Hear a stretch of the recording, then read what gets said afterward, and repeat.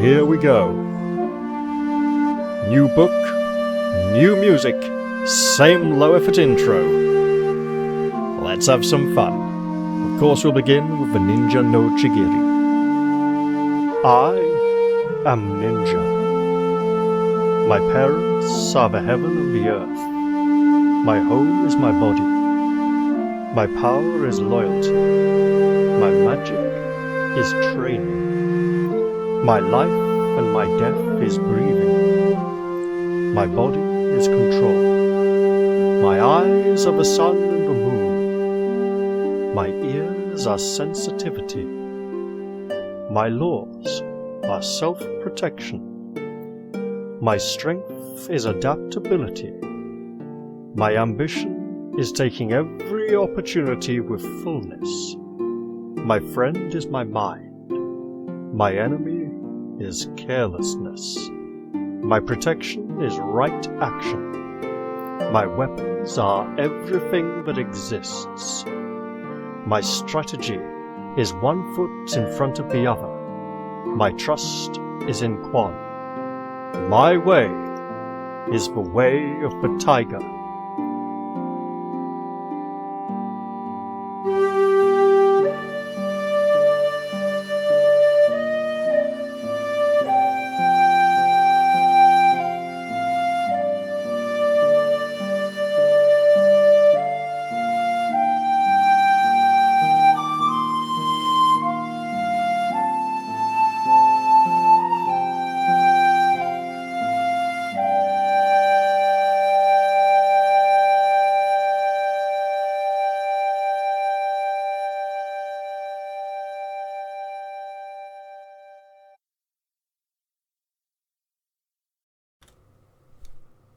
Hello everybody, I'm Raphael Perry, and tonight, for an extra little bonus episode, I asked you all in the comment section of my YouTube channel if I should do this, and I think it was like 7-2 in favour or something, so it was pretty unanimous, or near enough. I'm going to fight the werewolf. And I know some of you are probably thinking, but Raph, you've finished book 3 already. Yes, I know. But I justified avoiding the werewolf fight because the merchant who would tell the werewolf to ambush me had already decided in his heart of hearts not to betray me, and he had not had an opportunity to tell the werewolf yet, unless it was hiding in the next room or something, or under the table listening in. So it feels like a book error flaw. However, there's also an opportunity to use Shinren here as well. So, I am going to fight the werewolf, but I need to see how difficult it is to defeat it while taking less than 8 damage. All of this damage in the final encounter did not come from enemy blows, but from automatic damage that was dealt over the course of the fight. And there is a reason I wanted to avoid fighting the werewolf, which is that technically you aren't told to mark off the silver shuriken after you throw it at him, and he pulls it out and drops it on the floor, so you could arguably reclaim it and use it again. But if I don't have the silver shuriken to reveal the demon lord's true nature, then discovering his wickedness involves taking something like 4 more unavoidable damage as I come close and try to punch or kick him or something. And that is not healthy. This could also be avoided with the skill of poison needles. So, let's go fight the werewolf, see how dangerous he is, and see if we can avoid taking 8 points of damage. If we take more than 8 points, then obviously we would have perished in the final encounters. So this is a bit of a balance check. Additionally, actually, it's worth seeing if the werewolf can be defeated without being infected and without taking 8 points of damage. So let's just have some fun here now. You step through the archway and your torch illuminates a natural cavern and another carved archway in the wall opposite you. Suddenly there is a slight sound and a lantern flares up near the opposite archway, startling you. A man is standing beside it. He is naked save for a loincloth and unarmed. He is slim and wiry, with dark eyes that seem to glitter with a sinister luster in the low light. You cannot help noticing that it is unusually hirsute. You regard each other in silence for a moment. Then he takes a slow step towards you, and then another with great deliberation, his eyes never leaving yours. As he draws a little closer, you can see the flickering flame of your torch reflected in his eyes, and it seems as if you are looking directly into the fires of his soul. He stops some 15 feet away from you and sinks into a half-crouch, his elbows tucked in at the waist, staring at you with a burning intensity, as if he yearned for something only you could give him. He snarls, his teeth large and sharp, glinting in the torchlight. Then he speaks slowly, his voice deep and mellow, almost a purr. "Greetings. You must be the rightful overlord of Irsmuncast. Golspiel has told me all about you." He stands as still as stone, only the jaws moving. We do have the skill of Shinren, and while it would be possible to just pretend we didn't, it's fun to remind you of this. You sense the intent behind the man, reading his body. You detect hostility towards you, but there is something else about him, something undefinable and alien, which you cannot understand. We can wait to see what he does next. Attack him with a poison needle, we don't have that skill. Hurling a shuriken, or the silver shuriken. We will throw the silver ninja star. Ninja star? What is it, a cockeye? Okay. Look, there was a time when I was like, many years ago, a student, when the disease meningococci, yes, that is how it was pronounced, was very popular in the news. Yes, jokes were made about ninjas with eyes and penises, and yeah, you get the idea. So yes, the silver meningococci in his face. Your hand, a blur of movement. You send silver shurikens spinning towards him. He starts in surprise, and your aim is true. The shuriken embeds itself in his shoulder. He staggers back in pain, but then begins to shriek in agony, clawing at the shuriken as if it were burning into him. Desperately, he rips it out and throws it aside as if it was burning even his hand. You may note that he has lost 7 from his endurance, which will make the following fight rather more manageable. Suddenly, he snarls. The lips draw back over his teeth, and there is a wet, tearing sound as horribly his jaw elongates, splintering out of his skull. His teeth grow in front of your very eyes, the canines shooting forwards. Fur begins to sprout all over him, and his arms and legs crack and shudder, the bones growing, their hands and feet lengthening into taloned paws. His eyes burn with feral ferocity, the pupils changing into cat-like slits glowing redly. You stand shocked into immobility for a moment as a man becomes a wolf before you, and you're also pretty sure the author watched an American Werewolf in London. I'm not going to go check the exact dates of publishing and when that film came out, but I'd say it's pretty obvious at this point. Then the werewolf throws back his head and howls, a long, ululating call, a terrible sound that echoes around the chamber, filling your soul with dread. Then he drops to all fours and leaps towards you, snarling ferociously. At this, you are galvanized into action, virtually a reflex action for you now. We do not have the skill of acrobatics, and the opportunity to leap above his charge is unavailable to us. We can use an iron fist punch, a forked lightning strike, or the teeth of the tiger throw. Teeth of the tiger would be...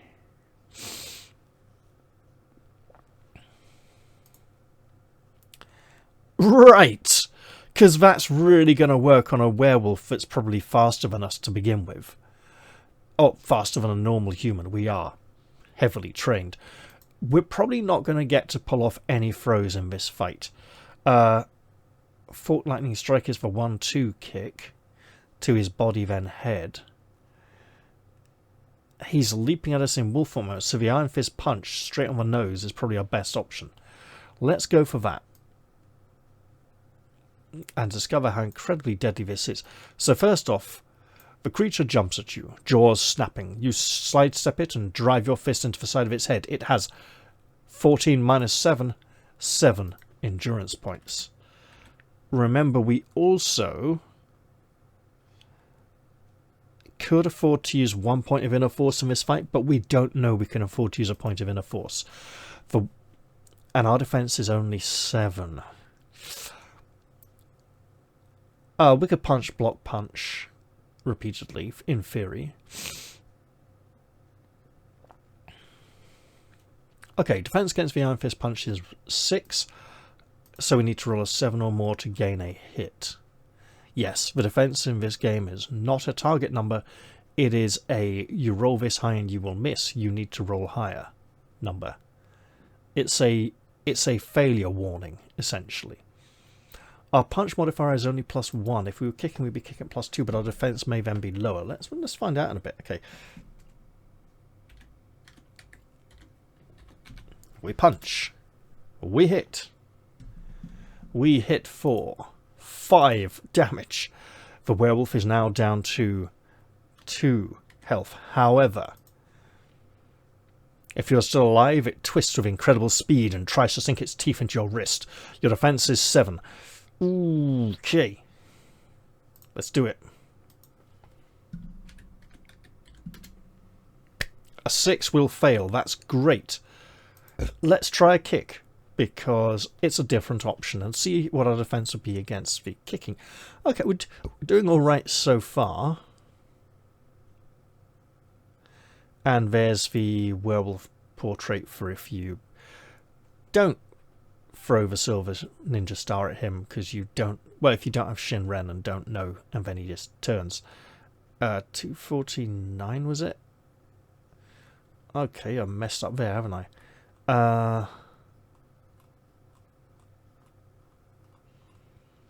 Okay, 45.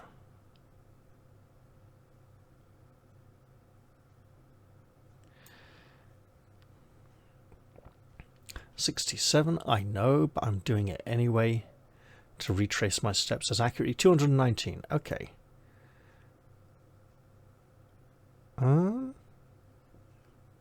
Right, I wasn't that far off then.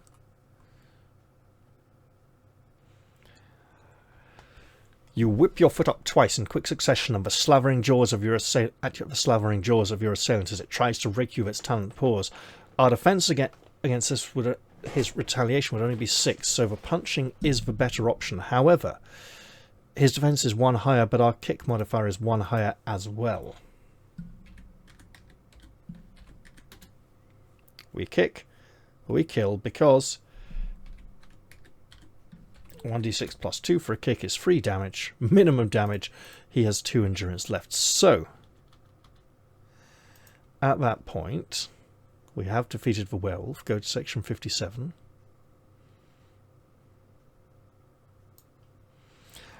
At last you have pummeled the fell beast to death. You stand, breathing heavily for a moment. Did you lose any endurance in your fight against the werewolf? If we did, I'll show you anyway, right?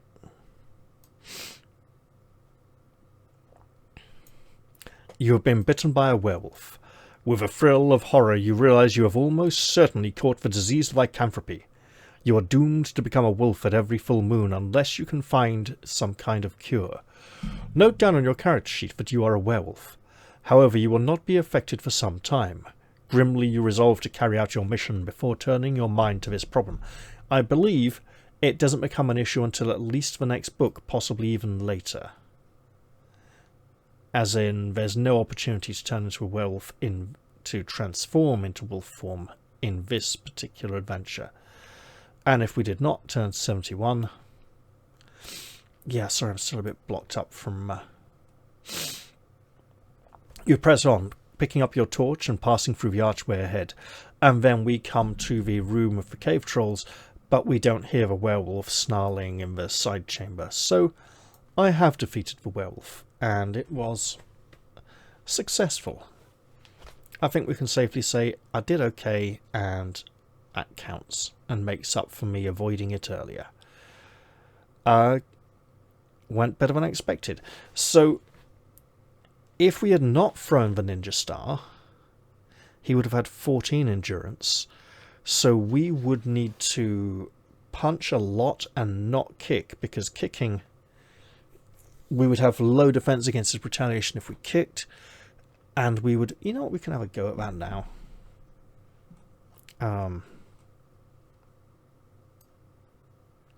Is it 67? 67, yeah. So we say he's on 14.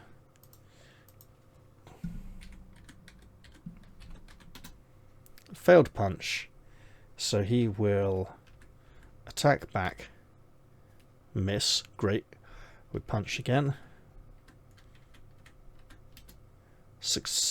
no, failed punch by 1, he fails to hit us, we fail to punch, he just misses by 1, we miss, he hits, we block, he hits, we're a werewolf. So, yeah, not great. Clearly, the dice did not like that second run there at all.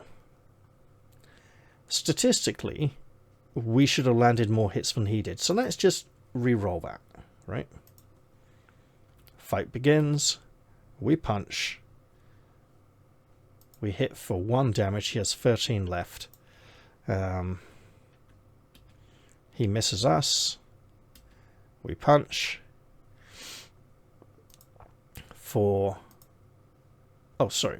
Yeah, 5 damage. Forget the second one. The website was like, no, Raf, you rolled a 5. You're not changing it now.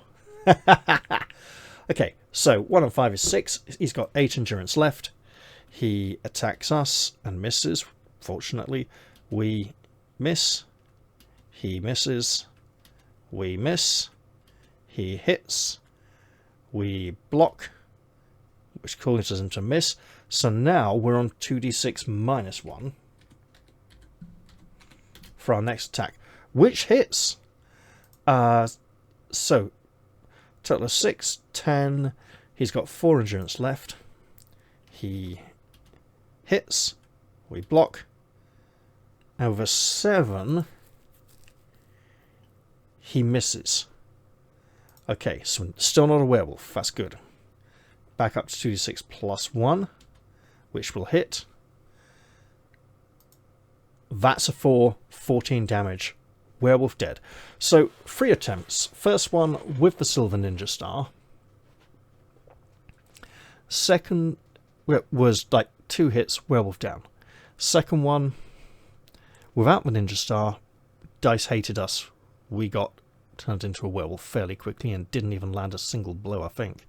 Third one, bit of a struggle, but we defeated him. So it is a tough fight, right? It's definitely not the easiest, but there we are. I'm going to end the episode here, and then I'm going to go and probably record something else for tonight as well, just because this was a fairly quick one, wasn't it? Alright, thanks a lot, guys. I hope you all enjoyed this one, and see you all in the next episode of Way of the Tiger, or whichever other game book I put up in the interim as a bit of a gap filler. There has been a request that I make a new attempt at Book 1 of Golden Dragon, but I was kind of wanting to move on to Book 2, so I'll give that some thought.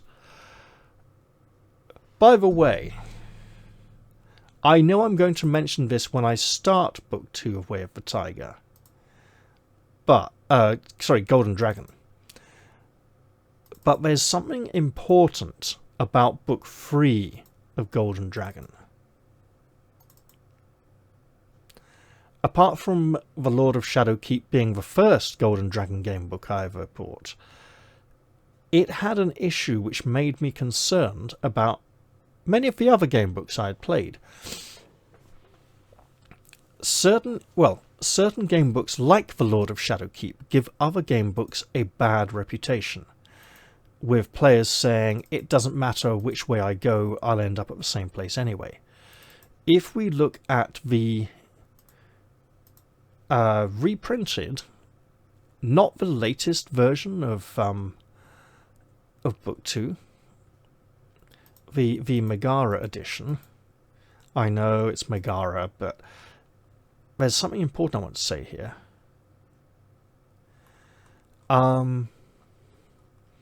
In the intro by Dave Morris,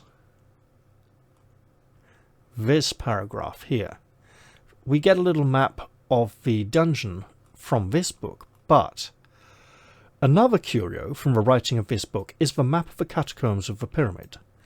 I remember being horrified when I playtested Oliver Johnson's Lord of Shadowkeep and discovered that he didn't bother with mapping. You might turn right and come into the same room reached by turning left. Very true. I think I actually sat down and rejigged the text so that it was consistent, although whether that mattered is another question. I assumed gamebook readers would make a map as they went along, just like a role player would. Not necessarily, but back in the day it was very easy to notice that the map of the interior of Shadowkeep was extremely inconsistent. Inconsistent and random in many ways. You could end up at a T-junction or like 2 flights of stairs, 2 doors, which would basically lead to the same place, in which case why make it a choice, right? Or you would go through a door and end up in a completely different place that you had no right going to because... Hang on. Let's go back to this. Let's say this map is our good example, right? Let's say here, right? Let's say we go left, go up here, go through this door, and end up magically coming back out here because of that's the kind of or here, right? Like let's say here, here there's 2 doors. We come in here, we go up through here somehow, end up over here, take the wrong door and end up over here. You know, it's like the Shadowkeep is, it's a nice adventure as long as you don't look at the alternate paths and realize how badly organized it is. It's a shame because internal mapping of the keep aside, it's a great adventure. It's a really lovely adventure with some wonderful set-piece encounters.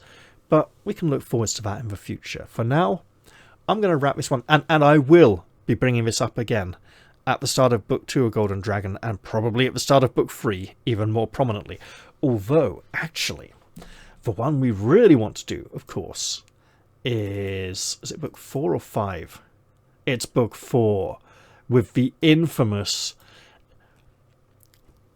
item at the beginning, which is a death trap if you use it at the beginning, but if you don't use it and take it with you, it's actually required to complete the main story at a later point. So, typical player will find this, discover that it's a death trap, think, oh, that's a death trap item, I shouldn't go anywhere near it, abandon it, play it all the way through till very near the end, discover they need that item to complete the game, go, oh, sod this, take a big break, and eventually come back, pick it up, don't use it, take it all the way through, then use it later on, and win.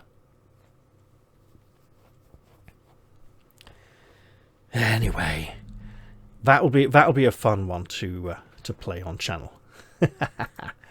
So yeah, I could absolutely go and replay Book 1, right?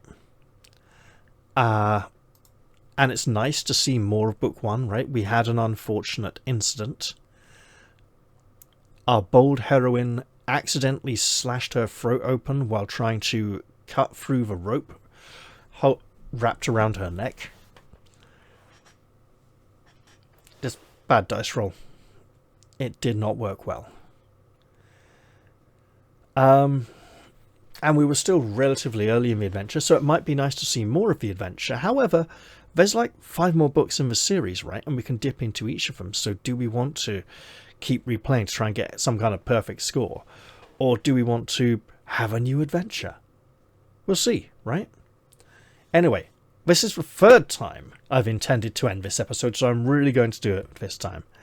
Goodbye, everyone. See you all soon.